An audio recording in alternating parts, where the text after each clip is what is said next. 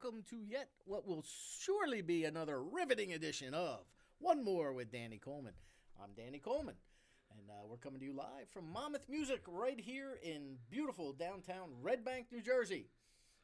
One More with Danny Coleman is sponsored by Monmouth Music, as well as Antoinette Boulangerie, who provided these extraordinary pastries and Danish and croissants and things like that. Baked goods. Correct. Baked goods. Yes. He sums it up perfectly. Baked goods. Baked fresh daily on premises. But stick around for the ad. Also by the Downtown All-Stars of Red Bank, whose latest release, Magic on the Navasink, features 18 local artists. I believe it's 18. Who donated music, all for the Red Bank Elks Lodge number 233 Veterans Support Charity Program. So we are very glad that they're still involved with us here on One More with Danny Coleman. If there's anything you want to see on this program, please email either myself, dcoleman.drice, D-R-I-C-E, dcoleman.drice, @gmail.com or driceproductions@gmail.com, and we'll do our best to make it happen for you. But tonight with us, we have the man, the myth, the legend. Talk about you, Anthony. No, we have somebody I've been wanting to excuse me, sit down and have this discussion for quite a long time. We have the man who is the author for 30 years, coming up on 30 years or already 30 years? Next spring will be 30 years. 30 years, so he's 29 and counting. The author of Makin' Waves, the man who has exposed more new and unsigned, unheard of talent. I mean that in a good way. Not that you exposed yourself. You never know. We have Mr. Bob Makin, and Bob has brought along with him. My name is Anthony Carrera. There you go. See, that was it. That was your big line, man. You had to jump right in there. Anthony Carrera. Nash is giving you applause. Yeah, Anthony. Thank you. Yeah, thank you for having me. Oh, I'm glad that both of you guys could make it. This is a show that I finally convinced Bob to do, actually, because, you fought me at first. First you tried throwing your kids' band in there, Experiment 34. Yeah, take these guys. But, I really think, especially now, since Makin' Waves is now on NewJerseyStage.com, where I am and Mr. Crespi is and Gary is. And, you've got a lot of entertainment writers, been around forever. Now watch, none of us will win an Asbury Music. Yeah. But might get nominated. Well, you might get nominated. I never get nominated. I'm the Susan. I get nominated for radio, but not writing. I'm the Susan Lucci of those things. That's what I call myself. I just said that the other night when I was on the air with was it Jenny and the Felines? Or I pre-recorded the Garden State Line show. Ah, cool. How'd that turn out? Great. Them guys are fantastic. Yeah, they're a good, funky band. Which is why you are both here, because you, Bob, you have a 30th anniversary of Makin' Waves, as I said, coming upon us, and you are running a series of concerts with all local indie bands and some semi-local indie bands that will be performing at various outlets throughout the state of New Jersey, and on June 1st is the 50th anniversary of the release of Sgt. Pepper. Yeah. Beatles, 50 years. That's amazing. Nash, it's almost as old as me, that album. Beautiful album. What do you think of that, Tom? It was incredible. Let's see. Thank you. Like the cast and crew are just they throw out a plethora of words. So, and you have a big concert coming up, and Anthony, you're going to be part of that. Yes. Anthony's a big part of it. So, go ahead, Bob. Well, the idea was we're going to celebrate all year 30 years of Makin' Waves, and we've had a few concerts already. We've had 3 since April 21st, and it's going to continue on until next spring for the the 30th anniversary concert at the. When is the actual date? We don't know yet. We booked March 31st, but that's Easter Saturday, and I don't want to compete with Jesus, so I'm hoping that the Pony will switch it to April 7th for me. But we have to still straighten that out. Right now on the books, it's March 31st. It's going to be at the Stone Pony. But it's definitely going to be at the Stone Pony, and if they can give me April 7th, then I'm going to try to switch the date to that. And then we're going to try to go back, dig in the crates, as they say, and try to get some of the folks that came up all along the way, if they're available. Okay. There might even be some reunions involved if we can make it happen. But next up is June 1st at Pino's. Sergeant, Highlands, right? yeah, in Highland Park. Highland Park. And it's the 50th anniversary celebration of Sergeant Pepper. Anthony is going to kick it off for us. He is an amazing musician. You're going to see him play in a little while. He's a flamenco guitarist, a sitarist. He plays handpan, and he's going to sample all of that and play all of that on June 1st. But then he's also going to be part of what we're calling the Sergeant Pepper Jersey All-Star Band. And that's going to feature members of the other bands on the bill. Kate Dressed Up, Fun While You Wait. She'll be here next week. Kate Dressed Up, awesome. Kate will be here next Monday. Kate Dressed Up. That's fantastic. Thank you so much. And Fun While You Wait, I know, is a favorite of One More with Danny Coleman. They've been here already. Yeah. Them guys are a lot of fun. And the Paper Jets you had. Uh-huh. Yeah, so and that's why you're a sponsor of the concert series, because you've been so good to all the acts I've been putting together. I believe my response was, sure, send them along. Awesome. So they're all going to play their own sets and then get together as the Pepper All-Star Band. And hopefully, if there's enough time to pull it all together, they're going to do their best to recreate the album in its entirety, which is something even the Beatles didn't do. They stopped touring in order to make that album. Wow. The fact that it's 50 years old just, blows me away. Yeah, just flew. And it still holds water in, today's day and age, too. Well, speaking of which, now you're a up-and-coming artist, and I have to admit, I'm a musician myself. Mm-hmm. But I'm looking down at that collection on the floor there, and we have what looks like the saucer from Lost in Space. Yeah, it is. We have... And we have what looks like something out of Spaceballs, that, otherwise known as the handpan and the sitar. Mm-hmm. And God forbid, what is that, a guitar? Yeah. What is that? But he That's plays normal. flamenco, though. Oh, flamenco style. Yeah. Even better. Yeah. So how did you find this guy? Or did he find you? Court he has Tavern, a way of right? doing that. Actually, yeah, it was at the Court Tavern probably like a year and a half, 2 years ago. Yeah, maybe? like 2 years ago, yeah. Yeah, it was at Brittany was in the thick of it. She was really doing her thing. I think she was just the first few months in, and she had I think it was the first networking event that she hosted there. Right. And yeah, then, I think December of 2015. Okay. At the something Court like Tavern. that. Sounds The like Court Tavern. Yeah. All right, well, let's go back.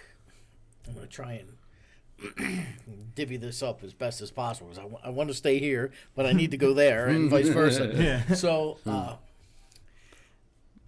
let's go back to you. Mm-hmm. Yeah, let's go in the Wayback Machine, or the Hot Tub Time Machine. I like that one better. Yeah. Mm-hmm.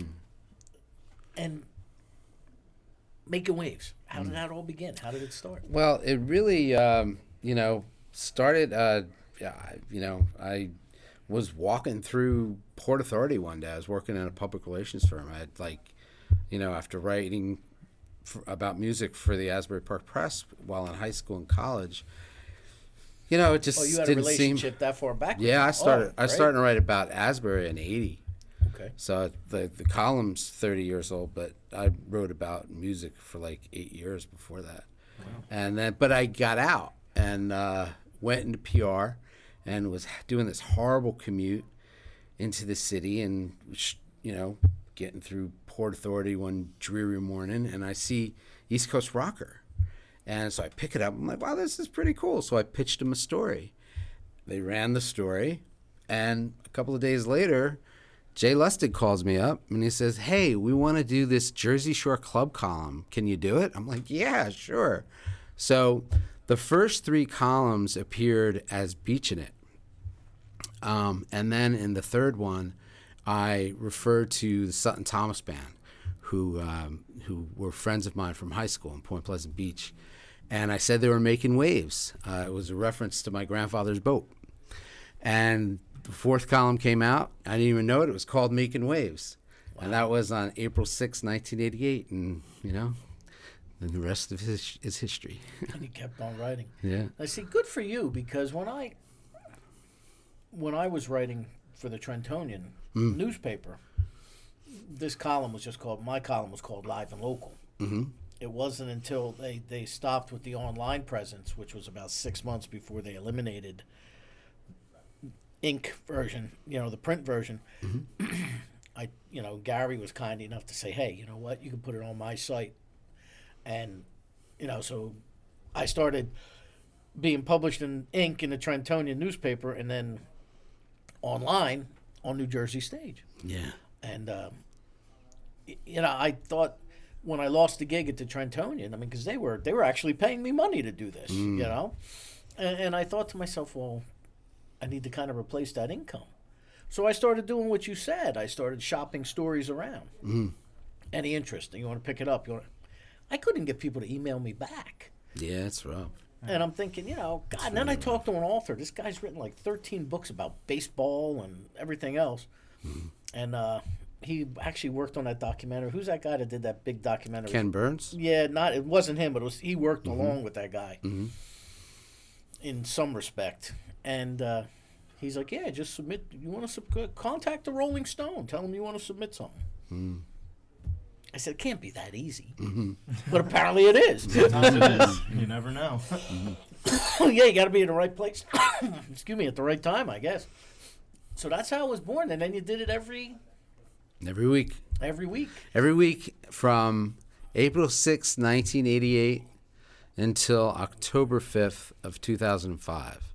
And then the news hole of the Courier News shrunk, and Making Waves was no more until January 18th, 2016. It came back by popular demand. And the reason it came back was because I was out in the clubs with Experiment 34, my son's band, and people would see me, especially Meg at the Saint, and she'd be like, you have to write Making Waves. Why aren't you writing Making Waves? And so, there came a point where it seemed like a good idea to bring it back.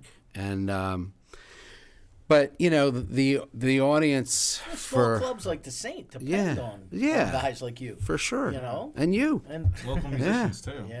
Well, and it's a valuable thing. There's a replacement song. Read about Left of the Dial. Read about your band at some local page. It's really important. It's a thrill for the bands too, because for that one brief moment in time, check us out in Making Waves, and they'll post it. They'll actually promote themselves. Yeah. God forbid that should happen. Yeah. But they get something tangible where they can see it, and that's great. Yeah, Facebook's really helpful with that, because you can do a little boost. Yep. And then more people get to see it. So, yeah, it's been around a long time, and it's been through a lot of publications. It was ironic that with the situation with the Courier that they had to get rid of it due to the shrinking news hole, because Making Waves is why they brought me away from the Aquarian, the East Coast Rocker. They wanted that column. And the Aquarian was really gracious about it and let them have it. And they published it for the next 10 years. But the newspaper business is what it is. It's really rough. Well, that's what happened to me. I was only a freelancer, and they let all of us go. Yeah. Anybody who was a freelancer, they let go. Yeah. That's rough. So, but, they kept my column for almost 5 years. So before they let all of us go. But when did you start writing that? June 2010. 2010, cool. So. And they let me go in July of 2014. And so just over 4 years. And that was the first thing that you did, within music media, beyond being a musician? Yes, it was. Excellent. Actually, and then, thanks to Gary Ween at New Jersey Stage, it lives on. Yeah, same here. I got all kinds of... have you ever had it happen, Bob, Where you've been out in public and somebody will be discussing your column and don't realize you're sitting right next to them? That's happened to me multiple times when I was writing for the paper. You know, You ever like mention like, oh hey, thank you. Well, you know, it's funny because you don't want to interrupt. I was at a gig one time and there were two women sitting at the bar, and the one says to the bartender, "Can you get me a copy of today's Trentonian?" She says, "Why?" She says, "I want to look at that guy's column. We want to plan our weekend. We read that every weekend." Oh, that's so I'm thinking, okay, cool, right? So I'm listening, and I'm listening, and she says, and he looks at her, he goes, "No, I ain't getting you the paper." She goes, "Come on." He goes, "Where is it?" He says, "Out in the liquor store, behind the counter." And because the place was a combination pub and a liquor store. Yeah. Right. It's on Route 33 in Hamilton Township. And she says, "You won't get me the paper." He goes, "Why would I want to get you the paper when the guy that writes the column is sitting right next to you?" And she's like, "That's you?"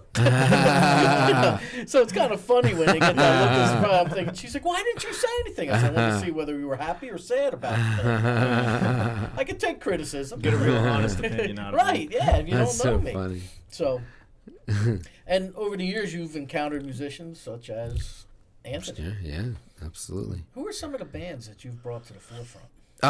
Well, I mean, you know, I think I helped Monster Magnet a lot. You know, they were a Red Bank originated band. Some of them still live here. I would, you know, they are one of many bands. I gave them their first magazine cover.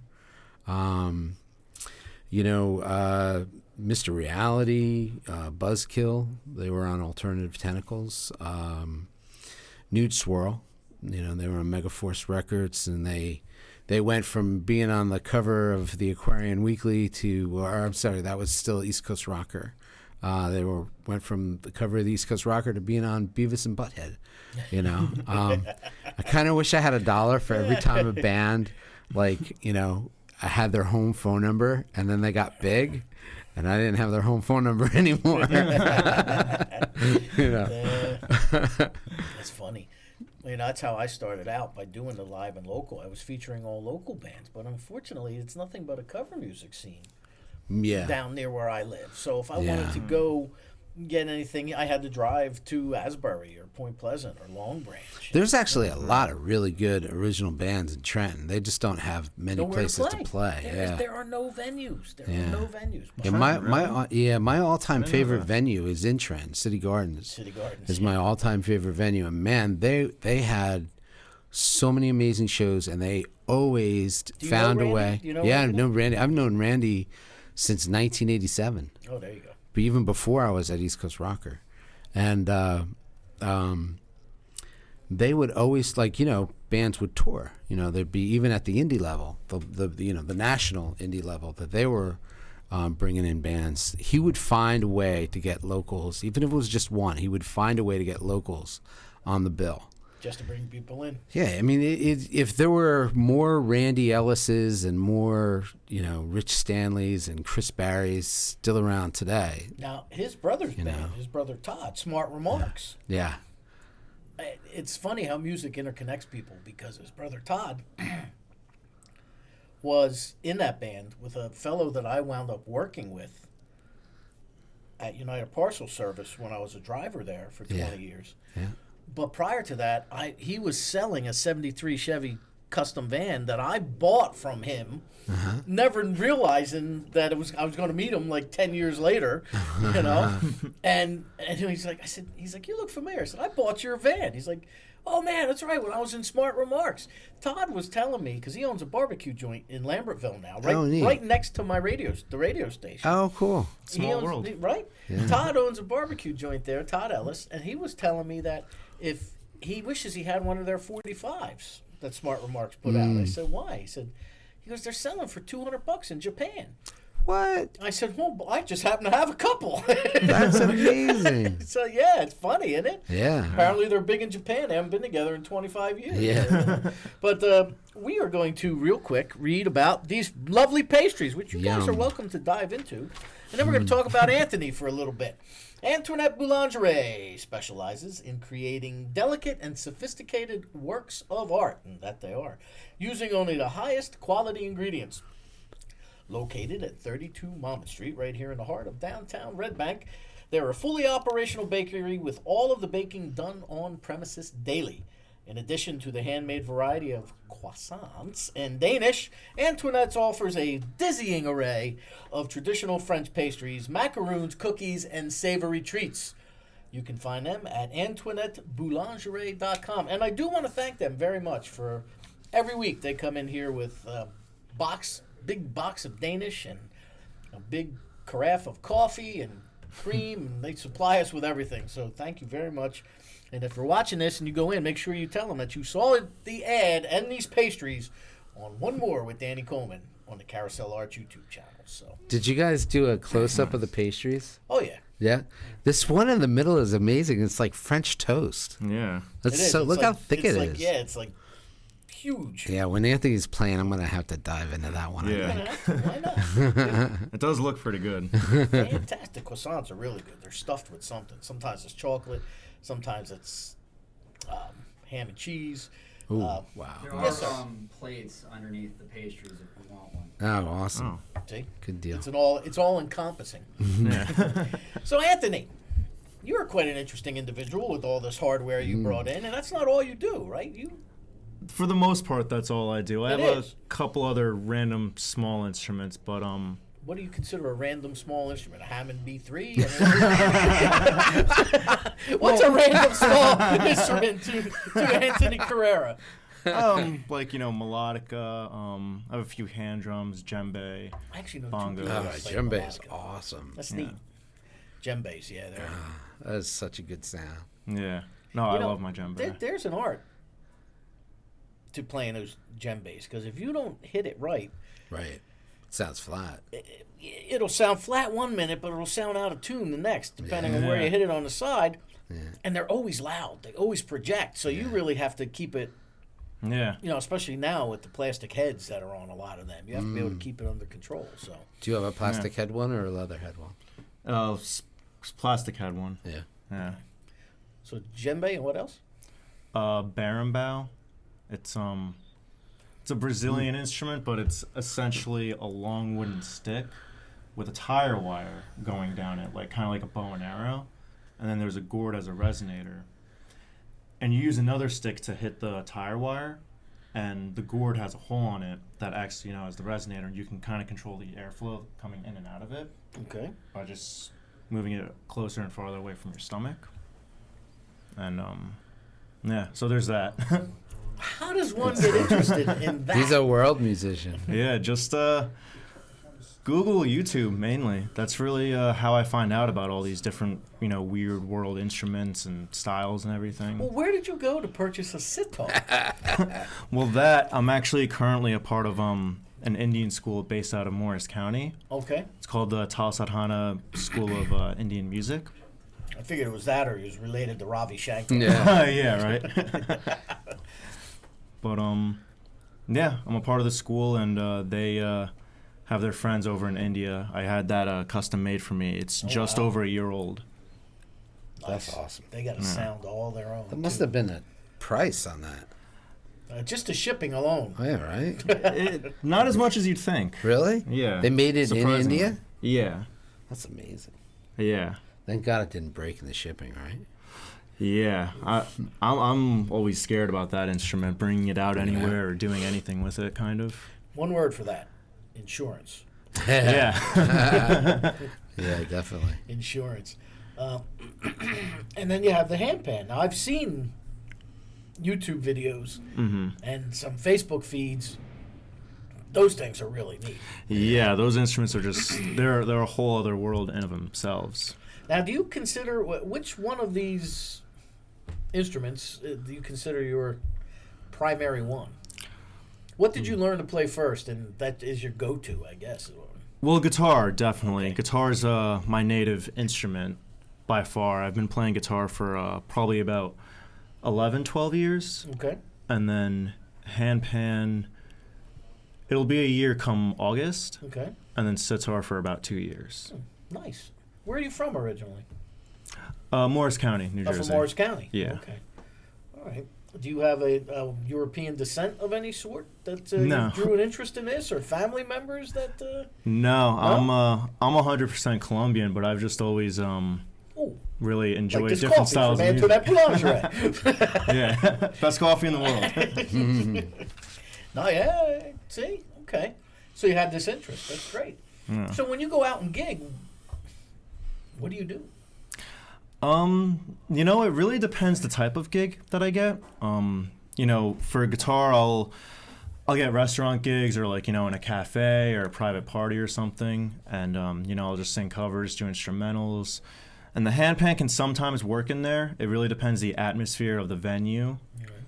The sitar, that's the one that I gig with the very least, just because it's not appropriate for most places. It has to. It really depends on the type of venue and the type of people Now, that is are that there. the type of instrument where you definitely need other musicians around you to make it work properly? I mean, you see Indian recordings and you see Yeah. the old Ravi Shankar films, and and he's sitting there going to town on it. But if you're going to be in this 50th anniversary Yeah, of Sgt. Pepper, Right. Pretty That's lucky perfect, that we you have know? a sitarist Yeah, that we're right? friends with, Yeah. George Harrison, even on his solo stuff, I believe, used sitar, didn't he? On, Yeah. I think so. It's yeah. on All Things Must Pass. I know that. yeah, so he was very big into that. I Yeah, he really. Ravi Shankar was actually just reading a book on this the other day.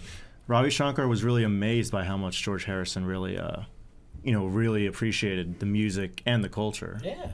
You know.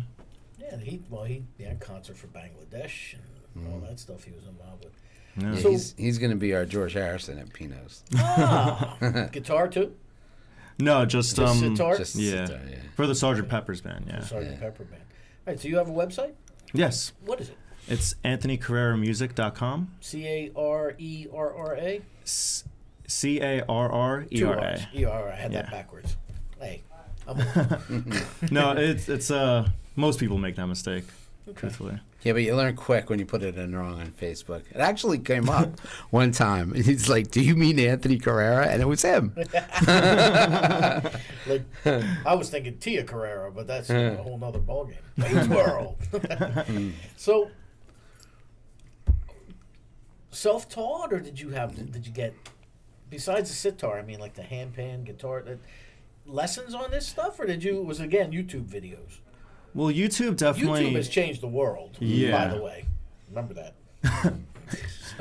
YouTube's definitely, from what I found, it's a good source for just the bare basics. If you don't really know where to go, or as far as music, you can learn the bare the beginner stuff.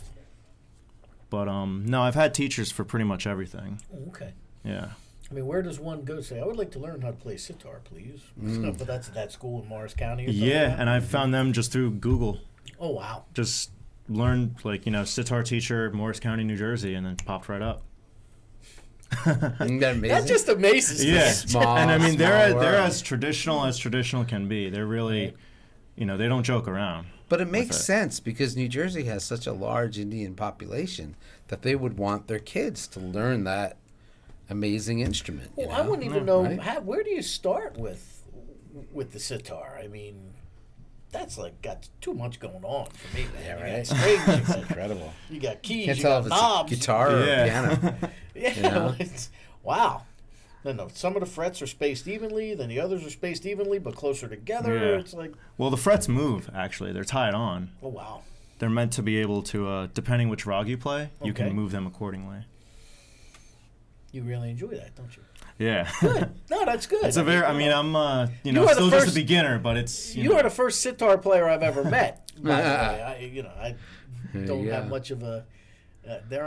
I guess there isn't much of a call for sitar players in the area, so to speak. Pedal No. steel maybe, but not Yeah. sitar. Yeah, that's definitely, like I said, the one I've kind of been having the hardest time market in a way. But now being a drummer myself, like I said, the handpan, that thing it's got such a beautiful sound. It's Yeah. it's really melodic. It's not as high pitched, I don't think, as a steel drum, No, but no. it resonates more, and it's like, More piano-y. yeah, Yeah. it's really Steel sharp. drum, you can almost create a trill with the steel drum, with the mallets. Right. And this is just more flowing. Yeah, and it's, Yeah. and it's all with the hand, with your hands that you play it, right? Yep. Yeah, I mean, there's crazy players out there that can do like the trills on it and everything too. Really? Yeah, What, with their fingers? yeah. Neat.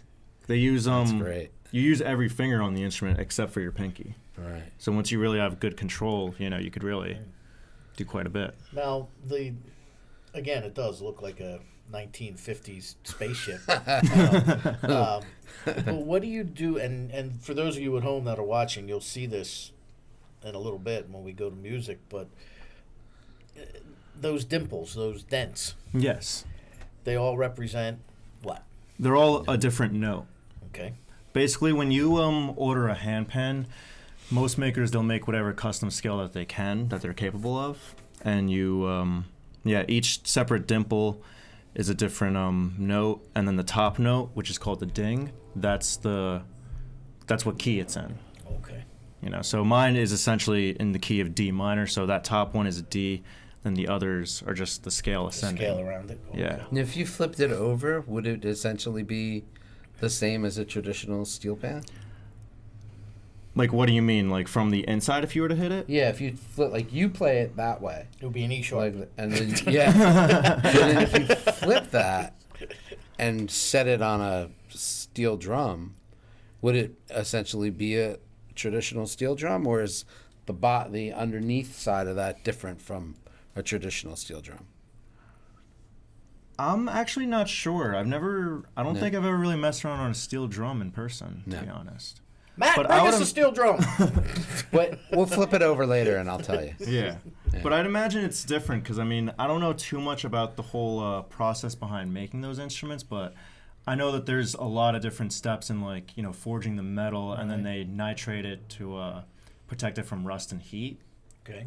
And, yeah, there's a lot of things that I as much as I know about it, there's a lot more that I don't know about it, definitely. So, how did you get interested in all these different instruments? Just had a thirst for knowledge, of musical knowledge, or they interested you, so you said, hey, I'll Kind Google of, it. yeah. I started out as a guitarist, got into flamenco. I just happened to find a teacher at an open mic, so learned flamenco from him. The sitar, I was just on Craigslist, just goofing around, looking to spend money that I didn't have, and It's the way of the world. People. yeah. And I saw a sitar for $200, and I went out to Brooklyn, bought it blindly, not knowing, and then I just Googled, searched the school, and then from there. Wow. It's neat. So this Very is your cool. this is your second sitar. Yes. You have another one down there? No, I just got my foot. Oh. My sandal got stuck. What are you grabbing there, Mom? My sandal got stuck on the Something mic under cord. this table I'm missing? Snuck it in before. Right? I'm One thinking. of the problems wearing sandals, they get stuck on mic cords. So, other than the Sergeant Pepper thing, what else are you doing for Bob? Are you doing anything else for Bob? Yeah, he's gonna do October 21st, the fourth and final Making Waves Rock Circus at Roxy and Duke's, and that's Yeah. he's actually performing his own set at Pino's on June 1st with a belly dancer. Nice. Part of his set with a belly dancer. What is her name? Marielle. Marielle. She's from Forked River, and she's gonna play the whole set with him on October 21st. I believe so, yes. See, that's when you know you're a cool musician, when you have made it far enough and lived long enough where you have your own belly dancer on Right? staff. See? Isn't that cool? Yeah. Call up, hey, I want a belly dancer. Yeah, so I saw her dance for him at the Asbury, and I'm like, oh my God, that's awesome. I immediately thought, let's bring him into Roxy and Duke's, because Roxy and Duke's, like, there's a belly dancing night, like, every few weeks, And so that, Making Waves Rock Circus has combined the music with burlesque and circus sideshow stuff, aerial arts. So now we're going to bring in belly dancing. And we're also going to have a sword swallower at that show. So. And by It's the way, gonna be you haven't fun. even met her, but I do know a fire dancer as well.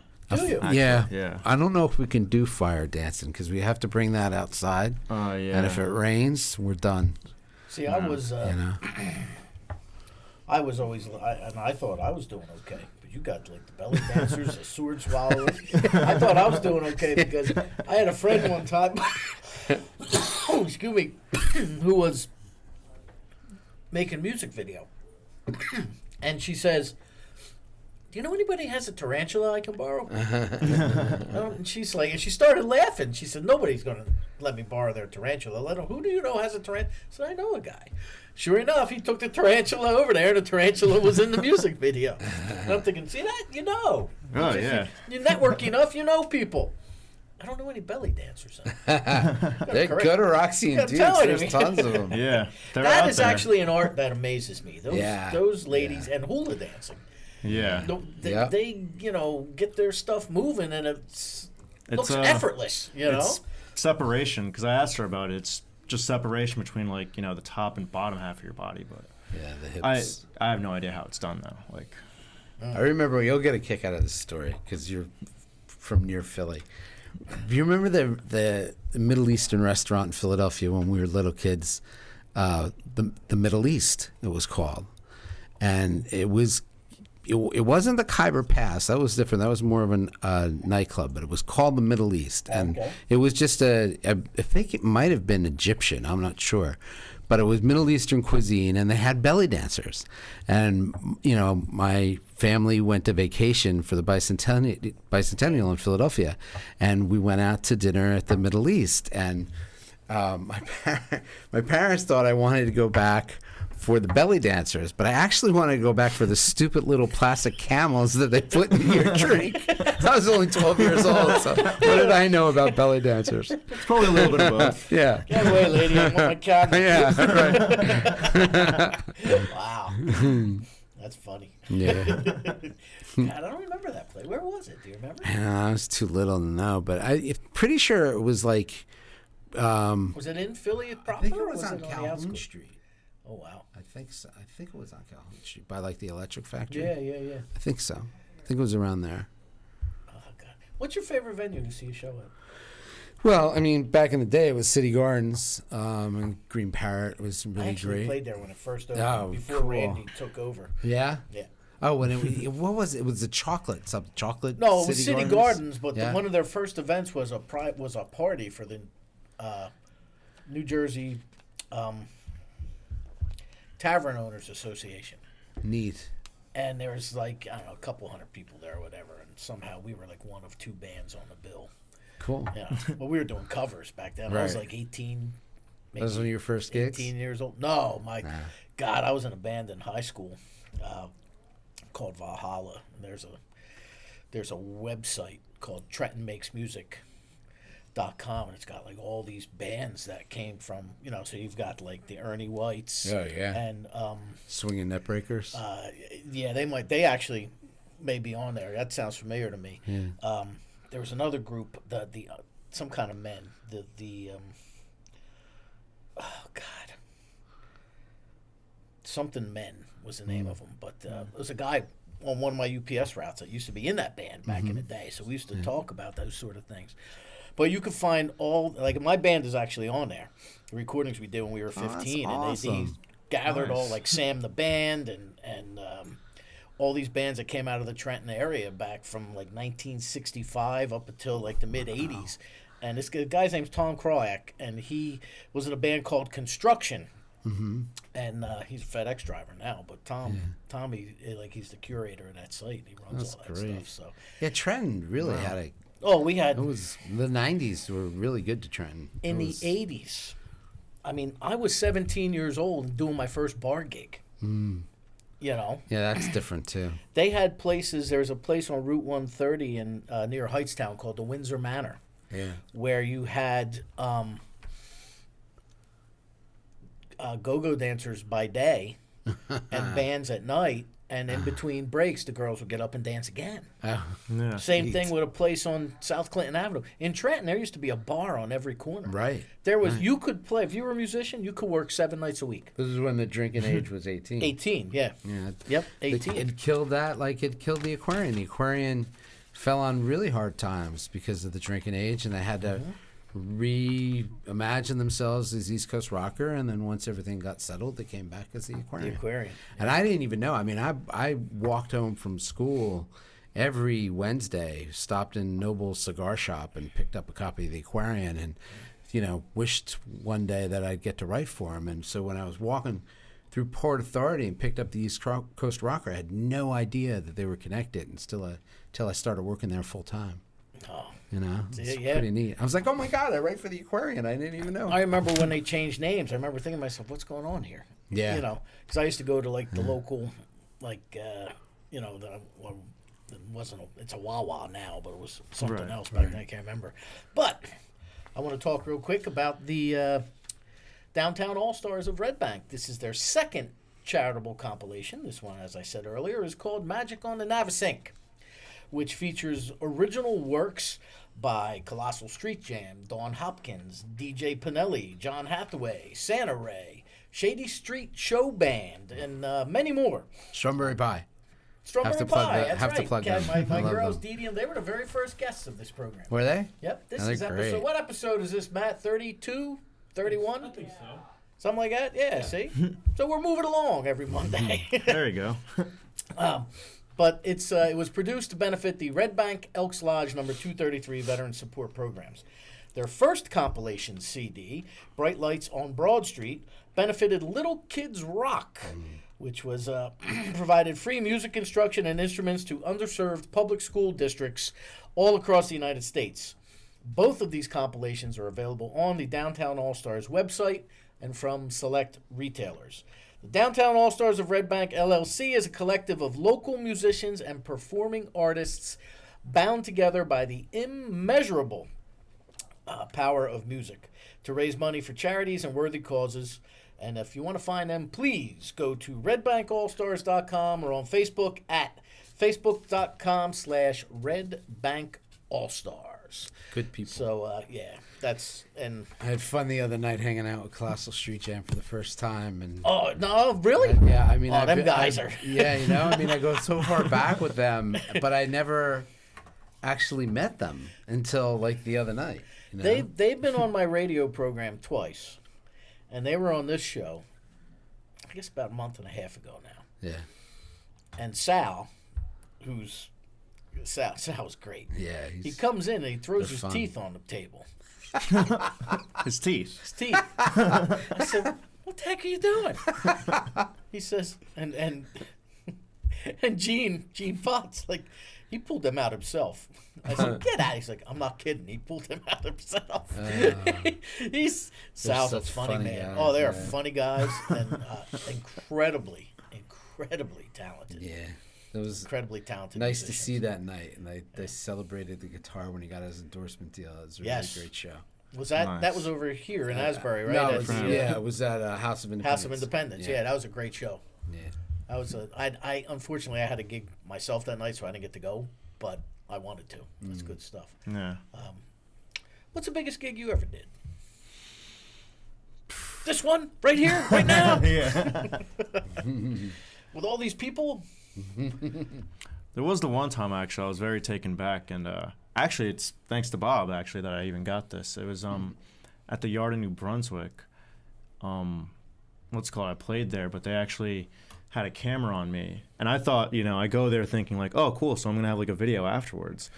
They were broadcasting me live on a billboard above, the whole yard no at Rutgers. kidding. Yeah. Nice.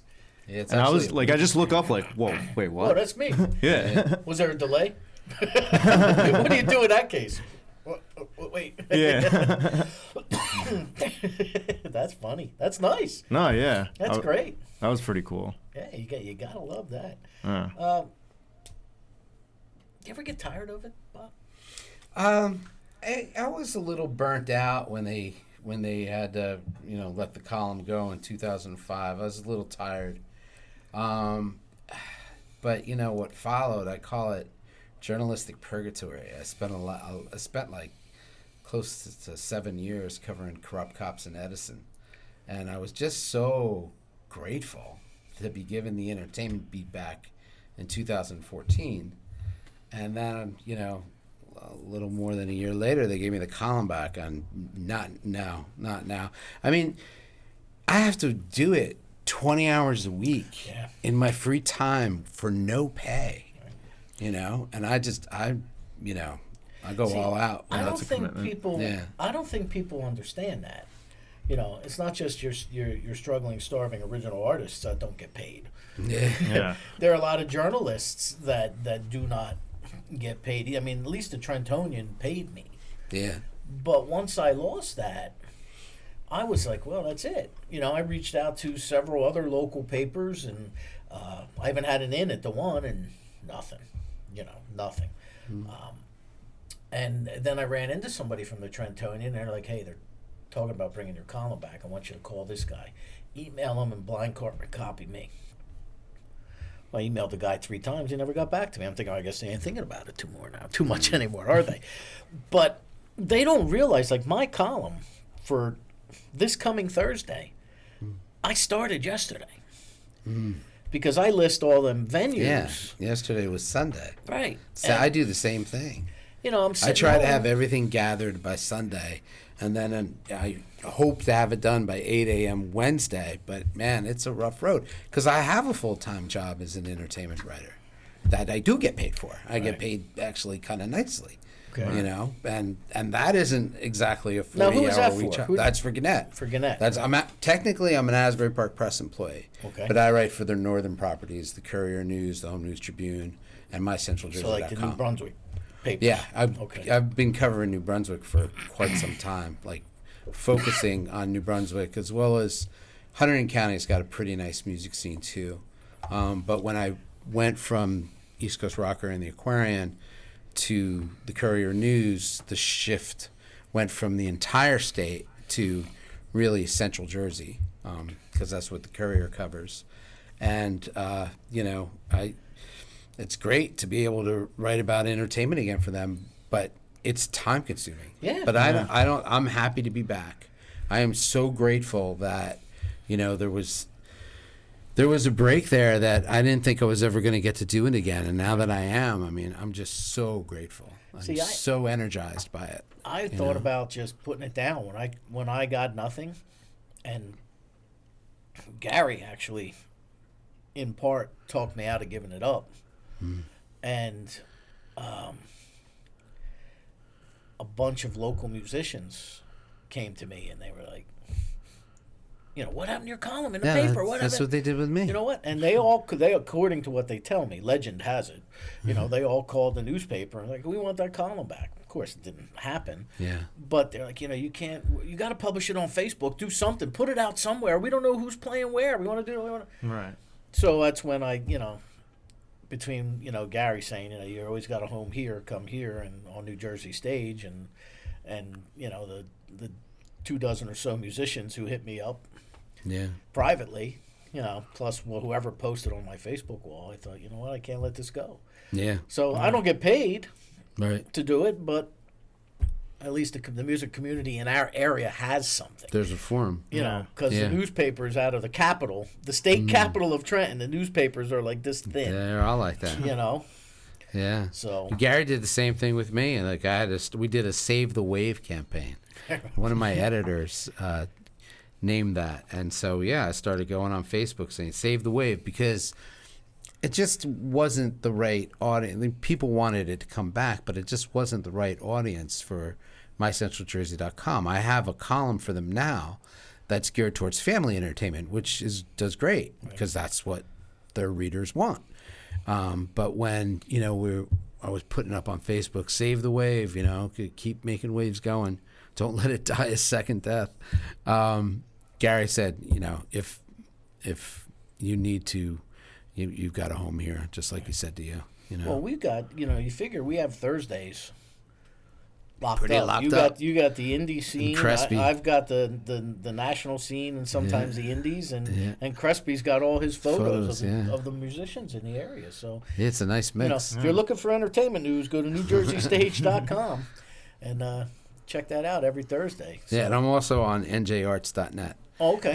There's a great story to that because, the fellow who conceived the column, Jay Lustig, is long time music writer at Star Ledger, eventually was the entertainment editor. he started his own njarts.net, which is really great. It's a lot like New Jersey Stage. And so now Making Waves is with him again. You know, it kind of has come full circle. He named the So you're column. syndicated. Yeah. Two syndications. There you go. I don't know if two counts as a syndication, but who knows? Maybe I'll get a third. Yeah. We'll see. Never know. Yeah. That's how it starts. Yeah. That's how I started with my radio show. I got one affiliate, and I wound up with the most 21 affiliates. Neat. You know, Nice. the U.S., Canada, so on. And then internet radio, and then when that whole licensing thing just came about last year, What a mess. I killed whoever couldn't hold on. So now I'm down to like 7 affiliates, but I've got them, you know, Yeah. that are re-airing the program. Do you have a discount, Anthony? No, not yet. Why? Well, I'm actually currently working on it. Oh, yeah? Where are you recording? I'm recording it at Missile Silo Studios, located in Hopakong. Okay. Yeah. Oh, yeah, that's right. You're way up there, North Yeah. Jersey. Okay. Or is that Central Jersey? Since Nah, that's apparently, North Jersey. apparently the That's line. Northern No, Jersey. I understand that's North Jersey, but if I had this debate with Garden State Line because Yeah. if you look at a map of New Jersey, Trenton is right in the middle. It is. So that swatch you would think would be Central Jersey, and that would Yeah. be north, and that would be south, Yeah. Right. right? But I keep finding north or Central Jersey keeps moving further north. Old Bridge, you know. Is it moving further south too? No. Apparently, yes. Apparently, Trenton is South Jersey now. All right. Hello, you know, I live literally 8 miles from Trenton. In Hamilton, Okay. right?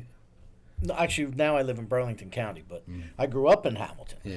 But 8 miles from Trenton, and people, you live in South Jersey. South Jersey. It doesn't feel like South Jersey to me here. is like, Cherry Hill. I need right. to see Harold and Kumar going by. That's South Jersey. So who other than these different instruments, where did you draw influences from to want to pick up? I mean, when you sit down, when you go home at night, and you're like, you know what, I need to relax and listen to some tunes. Who do you listen to? Oh, I mean, it really varies, just really depending on the mood. I mean, I was a metalhead first, and Okay. at heart, I still, of course, am. Who's your favorite metal band? System of a Down. Oh, okay. Yeah, they were Oh, the crew approves of your choice. Yeah, they were the first band that basically, really spoke to me and got me into playing guitar and everything. Okay. And then, I mean, yes, whether it's driving or just, and then just, skip a song, listen to half of one, skip it, or, Oh, you're one of them guys. Yeah, yeah. So you're like your co-pilot, whoever's in the other seat wants to like break your fingers because you yeah. They hear 5 Give me seconds that. of like 30 different styles. right? I had my very first co-host of Rock on Radio. He was like that. We'd be driving somewhere and he'd be listening. We'd listen to a tune. I'd be getting into it. He'd change it. Really? Why are you doing this? Well, I don't. Were you listening to that? No, I'm in the car with you. What do you think I'm doing? Kind of a captive buddy. Why do you do that to me? Well, he's driving. He's in charge. So when you write your original music, what do you write mostly on? The guitar? Since that's you said was your primary thing, or Kind of, yeah. It's definitely the hardest thing about making this album was really writing some of the songs. okay, Because basically, the bulk of the album are the 3 instruments, sitar, handpan, and guitar. okay, And the album's going to have its songs where it's just like, the instrument on its own, and it's like, most traditional sense. But then there's a lot of songs on there that's also going to be just a mixture. And basically, when it comes to me and writing, it's really just me sitting there with, just Audacity and a cheap, $50 microphone, recording, just mixing stuff together, going like, okay, this sounds good, this doesn't sound good, and just It's like jazz. yeah. experimentation until I really get a good groove going that I really like. Have you ever heard of Rio Clemente? Oh, yeah. You know Rio? Yeah. I interviewed Rio one time, and Rio's the kind of guy that if you talk to him, once, you're like a friend for life. And him and I have been kept in touch ever since. He's that's great. came down, done the radio show. He asked me to jam with him on the radio show, which totally blew me away. Nice. Fortunately, I had a snare drum and brushes in the car at the time. You know, I had a gig the night before, and you know, it was like, wow. But Rio said he likes to play jazz piano because it will allow him to go as far as his own mind will take him. He's not limited by anything. Yeah. You know, it's so freeing and so, you know, which is why I love to play the blues, because, you know, it's all dynamics and emotion and, you know, Oh, yeah. and that kind of thing. So that's really great. We got about 5 minutes left or so before you're going to be playing some music. What do you think of guys like this that write columns about guys like you? I love them. Seriously, I'm eternally grateful. You know, Is the he music. your ride tonight? No. All right, so this is coming from the heart. Yeah. Because, you know, music in 2017, it's just generally not an easy. I mean, not that it's ever been an easy field, but it's, you know, just not an easy field in general. I think it's terrible. Yeah. If you want to know the truth, I think music today is terrible. I don't think a there shame. are any Sgt. Peppers out there today. Well, I mean, I don't there's a think lot there's- of good talent. There just Yeah. isn't a lot of. It's a cross between a lack of industry representatives on the East Coast. A lot well, there of is the no A&R industry anymore.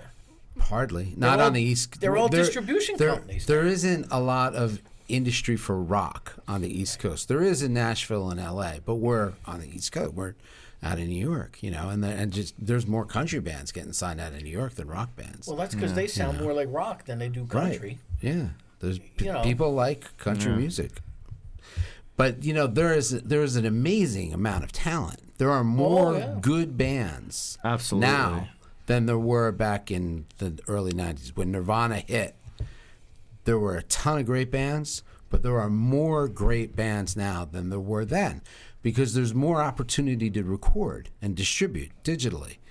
But there is a total, and besides the lack of A&R representation on the East Coast, there are a lack of venues. There's very few places to play outside of Asbury Park. You know, in its heyday, New Brunswick had 5 amazing venues. Yeah. You just, you know, you'd be playing here one weekend, a couple of weeks later you'd be playing here, and the places would be packed. And even Asbury's only got 3, maybe 4 if you include Langosta. Asbury's got 14. Where?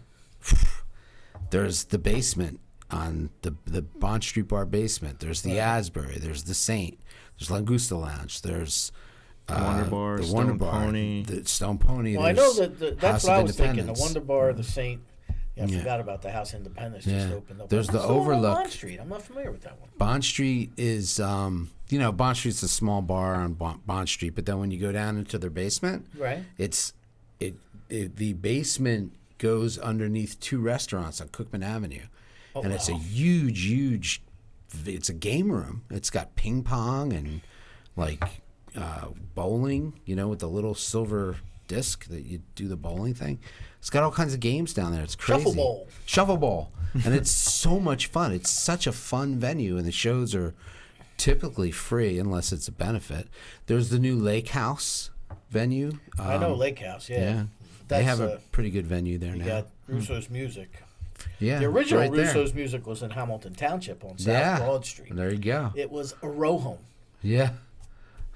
It was a very small single home that looked like a row home type of thing, and that was still there back into the late '80s, and then they moved over to their prime location on Arena Drive, still in Hamilton Township, and literally only about a mile down the road from where they were, if that, maybe 3/4 of a mile, and. You know, then they opened the second one here in Asbury Park. Yeah, which was it's a nice store, kinda neat. man. It's a really nice store. Yeah, I mean, I know the venues, you know, the Saint, the Pony. I forgot about the Asbury Hotel's got that new... Convention Hall has 4 venues. Right. They have the Anchor's Bend, the Beach Bar, the Overlook, and Now, do Convention they take Hall. original Forgot music? about that. And the Paramount. Are they original music? Yeah, Well, Paramount, but they've got Anchor's Bend and the Beach Anchor's Bar? Bend has a Thursday series that is all jam bands coming from all over the country, jam and groove bands coming from all over the country, and you know the locals get to open for them sometimes. See, I'm gonna confess, I've been a little removed from the shore scene over the last year or two, Right. with the radio show kind of in flux at times, and I had some health issues, and I kind of drifted away. And the scene has definitely changed. But we have to wrap it up so that you can start to perform. And I can eat this pastry. You can eat a pastry. Another The real reason why he's here. another 30 years. I'm gonna hope. I was telling Cool Dad a little while ago, I want to be a grandfather to my kids and the New Jersey music scene. So we'll hope for the best. Well, there you go. Well, Bob, thank you. Thank you very much for coming Thank in you, and man. making this happen. And we're going to let Anthony take over in Uh, a minute. You're And, gonna be amazed. I Thank have you. no doubt. But thank you for doing what you do. Yeah, seriously, New thank you. Jersey stage. Cool. And NJArts.net. NJArt, And of course, NJArts.com. mycentraljersey.com, the Home News Tribune, and the Carrera News for family and other kinds of entertainment. An hour was not long enough because there are so many more questions I wanted to talk to you guys about with music. Well, and I'm going to get to musicians. interview you right That's after. right, after the show. Well, right now, I'm Yeah, going there to you get go. up, and I'm going to talk about our sponsor here, Monmouth Music. Where you at, Tom? Ah, there's Tom. Good. Tom, it's good to see you, buddy. I was a little concerned. You and Nash. Nash, there was a guy in here before that had yellow and black flannel on. I thought you snuck in and didn't tell anybody. You know, the executive productress, that would be Mrs. Smith.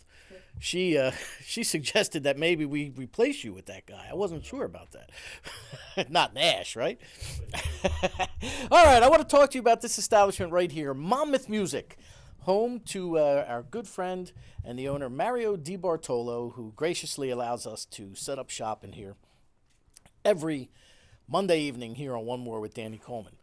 Monmouth Music has served the local music community for 30 years, right here at 30 Monmouth Street in Red Bank. And it is also home to Bob Pinto's Guitar Hospital and professional amplifier repair service by BP Electronics.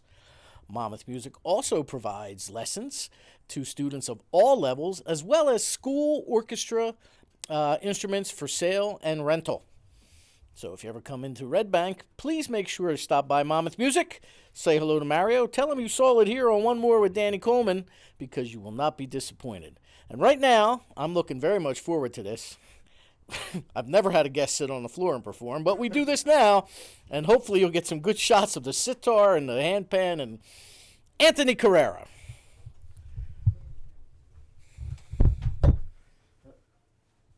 How's it going, everyone? So this first piece is a flamenco classical piece called a Malagueña. And yeah, here we go.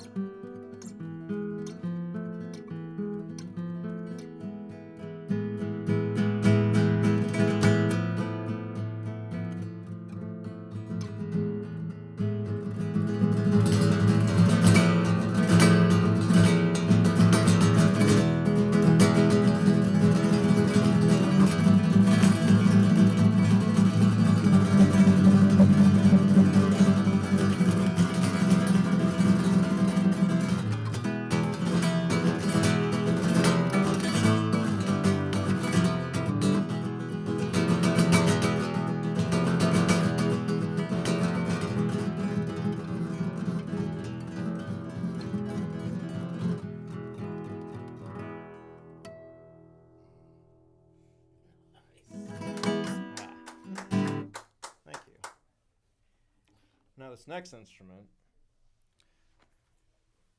is a handpan drum, also known as my UFO. This song is called Growth. It's going to be on the record that I'm currently in the midst of recording.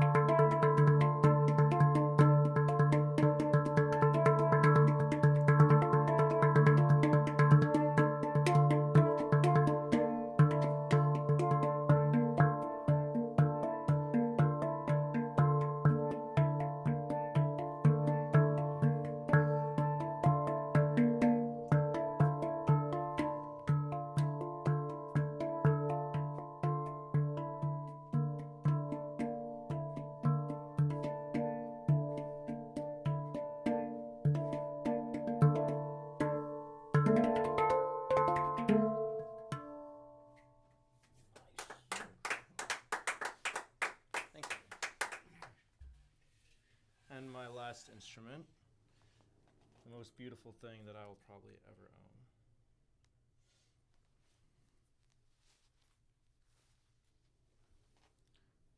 Is my sitar.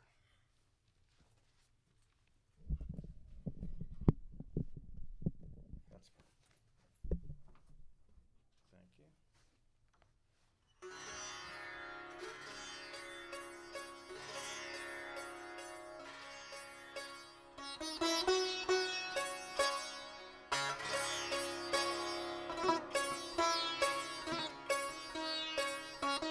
you.